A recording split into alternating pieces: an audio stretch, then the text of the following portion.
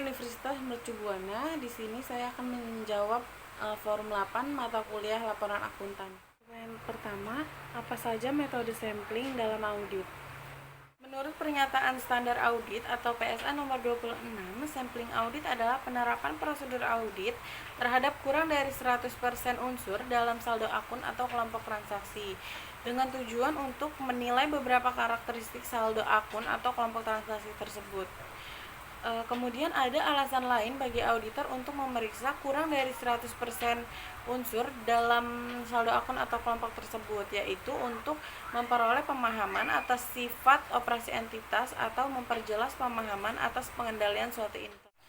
Dalam audit sampling ini dapat dilakukan dengan dua pendekatan. Pendekatan yang pertama dapat menggunakan dengan metode statistik.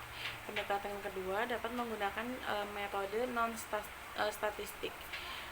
Kedua pendekatan ini mengharuskan auditor menggunakan pertimbangan profesionalnya dalam perencanaan, pelaksanaan, penilaian sampel, serta dalam menghubungkan bukti audit yang dihasilkan dari sampel dengan bukti lain dalam penarikan kesimpulan atas saldo akun atau kelompok transaksi yang berkaitan.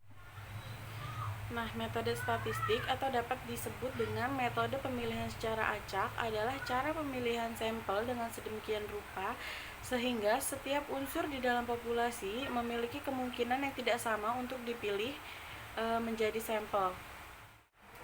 Nah, untuk pendekatan kedua itu ada metode non-statistik. Nah, metode ini adalah cara pemilihan sampel yang didasarkan pada pertimbangan pribadi auditor. Nah, metode ini paling banyak digunakan di dalam audit meskipun oleh auditor yang mengetahui cara-cara statistiknya.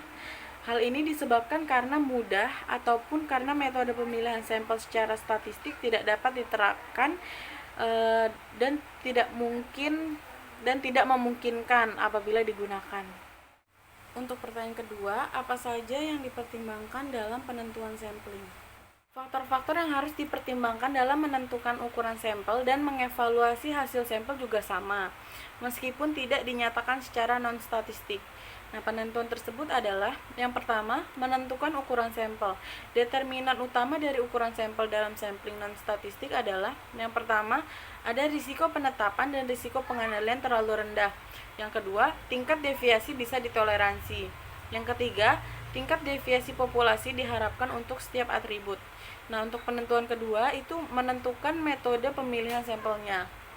Kemudian, dalam sampling non-statistik, auditor tidak mungkin menentukan yang pertama, menentukan batas atas deviasi. Yang kedua, secara statistik menetapkan cadangan untuk risiko sampling yang berhubungan dengan suatu hasil sampel dan risiko penentuan serta risiko pengendaliannya terlalu rendah. Namun auditor harus mengaitkan tingkat deviasi yang ditemukan dalam sampel dengan tingkat yang bisa ditoleransi tertentu yang bersangkutan dalam menentukan ukuran sampel. Nah, selisihnya bisa dipandang sebagai suatu cadangan untuk risiko sampling. Untuk pertanyaan nomor 3, di sini saya akan menjelaskan tentang bagaimana penggunaan sampling untuk substantif sampling. Nah, untuk soal ini hanya diketahui jumlah populasinya saja. Nah, jumlah populasi di sini sebesar 1.500.000.000.000 sekian. Nah, untuk angka performance materiality-nya ini hanya perkiraan dari saya saja sebesar 120 juta. Kemudian untuk confidence factor angka 1,9 ini dapat dilihat di tabel yang terdapat di ISA Guidance. Nah, di sini saya menggunakan confidence level yang 90%. Nah, angka yang 90% ini confidence faktornya sebesar 1,9. Dapat dilihat di sini. Lalu untuk nilai anomalinya di sini saya mengambil 65% dari jumlah populasi dan itu menghasilkan sebesar 975 miliar sekian. Nah, untuk sampling intervalnya di sini. Untuk sampling intervalnya ini angka 63 juta sekian ini didapat dari performance materiality dibagi confidence factor. Nah, kalau saya di sini 120 juta dibagi 1,9 menghasilkan angka 63 juta sekian. Kemudian untuk sampel size-nya, sampel size ini dari populasi yang akan dites dibagi dengan sampling interval. Nah,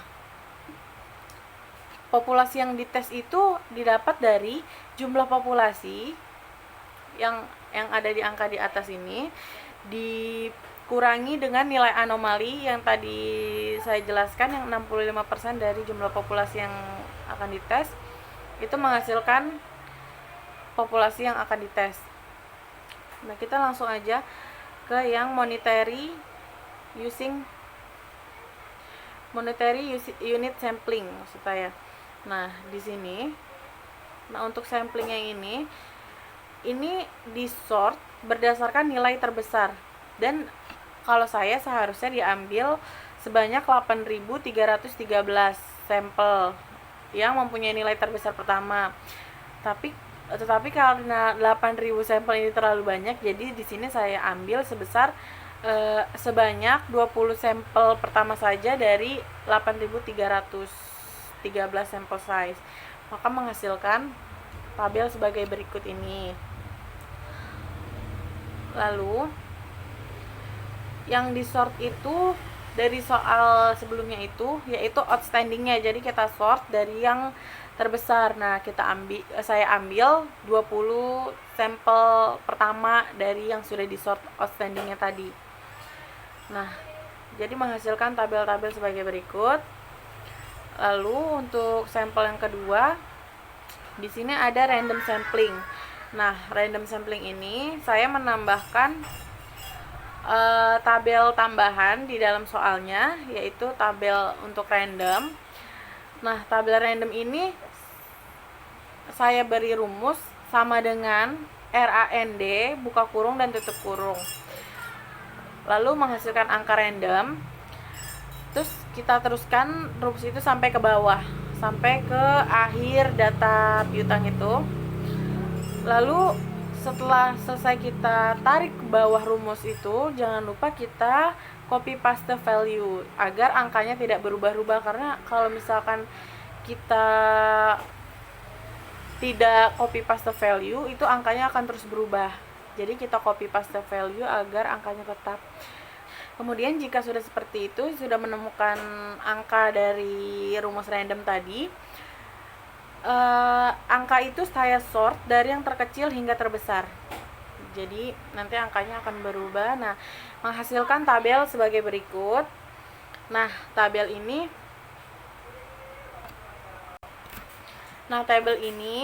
saya hasilkan dari sort yang tadi terkecil hingga terbesar. Dan saya ambil hanya 20 sampel dari yang seharusnya 8.313 sampel size yang harusnya saya ambil 20. Kemudian yang ketiga ada systematic sample selection. Nah, di sampel ini saya ambil dari angka yang terkecil, saya ambil 20 sampel, kemudian saya tambahkan kolom kumulatif total. Nah, untuk angka kumulatif total ini di tabel pertama saya ambil dari outstanding yang pertama, jadi angkanya sama saya masukkan. Untuk yang kedua, untuk kolom kumulatif total yang kedua itu jumlah dari angka di tabel pertama ditambah outstanding kedua. Nah, itu menghasilkan angka untuk di tabel kumulatif total yang kedua, dan seterusnya sampai ke bawah seperti itu.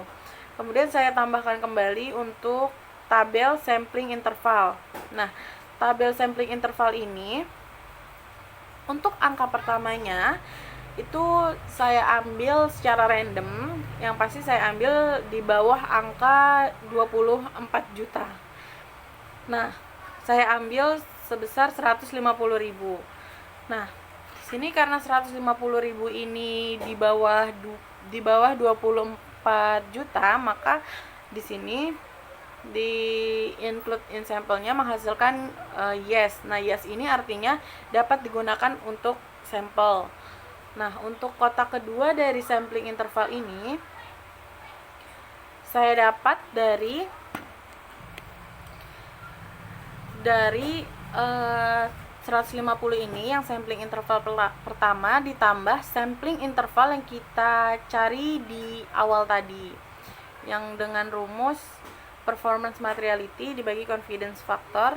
Nah, itu jumlahnya ditambahkan dengan sampling interval yang di kolom pertama yang tadi kita ambil secara random. Nah, setelah itu menghasilkan angka lebih besar daripada kumulatif total sebelahnya yang di kotak kedua. Jadi 63 juta ini menghasilkan lebih besar dari 50 juta. Nah, karena jumlah sampling interval ini lebih besar dari kumulatif total, maka di kotak input in sample ini menghasilkan jawaban no. Nah, no ini artinya tidak digunakan dalam sampel kumulatif. Nah, jadi karena di sini no, di kotak ketiga kita menggunakan angka yang sama dengan kotak yang kedua tadi, karena di angka sebelumnya kan lebih besar. Lalu angkanya kita turunkan ke bawah dan menghasilkan jawaban yes, karena angkanya lebih kecil dari kumulatif total, maka menghasilkan yes, yaitu bisa digunakan untuk menjadi sampel. Saya lakukan seperti itu hingga 20 sampel yang saya ambil, yang dimana harusnya saya ambil di 8.313. Lalu setelah saya ambil 20 sampel, hanya menghasilkan 10 sampel yang dapat digunakan dalam sampel kumulatif. Nah, jadi seperti itu untuk penggunaan sampling substantif atau substantive sampling. Sekian penjelasan saya terkait jawaban dari form 8 mata kuliah laporan akuntan. Mohon maaf bila ada kesalahan dalam penyebutan maupun jawabannya. Wabillahi taufiq wal hidayah. Wassalamualaikum warahmatullahi wabarakatuh.